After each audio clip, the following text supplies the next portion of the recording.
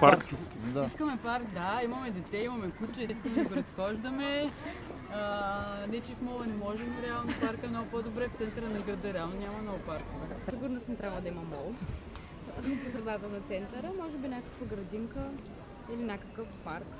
Голям хотел, парзалка, може парк, може да стане като градинка. Тук едно игрище да има, тук също и там още едно. Като морската градина, нещо такова може да стане тук. Добросовата градина може да стане.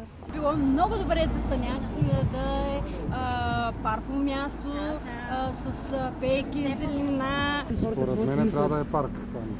Самите сгради, които са около те оформят това пространство като по естествен начин, като площад. Дупката трябва да бъде културен център. За мен една градинка тук ще бъде страхотно нещо.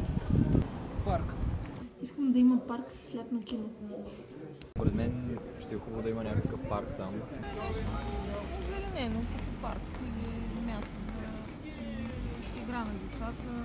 Една хубава градина. Децата ни израснаха и тая дупка беше тук, водих кучето и само жабите. Квак, квак, квак, квак.